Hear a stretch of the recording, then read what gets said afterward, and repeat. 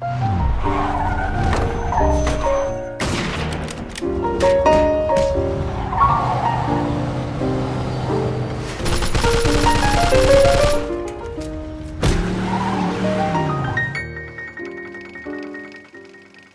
its core, Mafia 2 is a third-person action crime game. It has all the exciting car chases, all the gunfights and all the melee combat that you'd expect from a game like this. Our target kind of experience was very much things like Goodfellas, Godfather, very kind of adult movies with very serious themes. And for that to happen, we needed the game world to be realistic. Shooting is one of the most important things in the game, and obviously, as we try to be realistic, our weapons are quite lethal. We really wanted to feel like deadly combat. What we don't want is the player sort of rushing enemies and doing things like that, you know. You can only take 2 or 3 shots before you actually die. If someone shoots at you, the first instinct is to get behind some cover.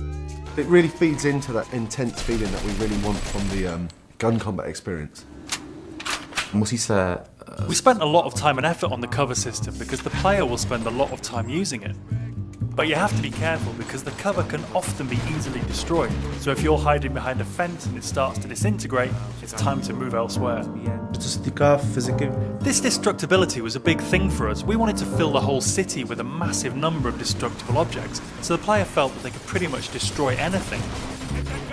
The player can use a wide range of weapons, from pistols to submachine guns. Of course, we had to include the classic Tommy gun that everyone knows from the Mafia movies. We do massive explosions from different stuff, like vehicles can be exploded. With some Molotov cocktails, they'll sort of set fire to the gasoline as it falls on the floor. And all these different things are things that you'd sort of expect from the 40s and 50s weaponry.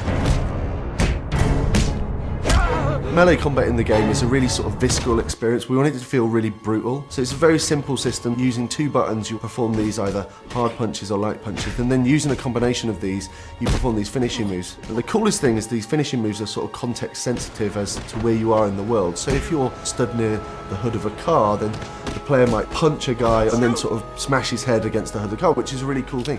The driving model is very realistic. So you drive these things, they really feel like period cars. They feel very heavy, they feel really satisfying when you're driving them around. Once you get familiar with the controls, there's a real skill to doing the handbrake turns, the donuts and the skids in the street. The inspiration for these has been the cars and the car chases that you see in gangster movies. So if you visualise a gangster movie chase, you know, the cars screeching around the corner with the smoke coming off the tyres, guys shooting out of the windows with Tommy guns, this is very much one of the key goals for the driving experience.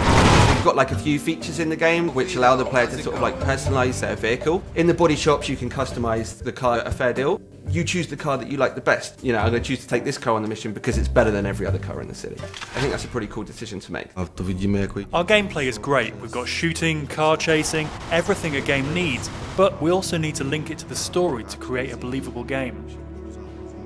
We needed to move away from some of the more arcadey conventions that you see in other open world games and focus more on a realistic experience for the player, so the player behaves like a Mafia gangster.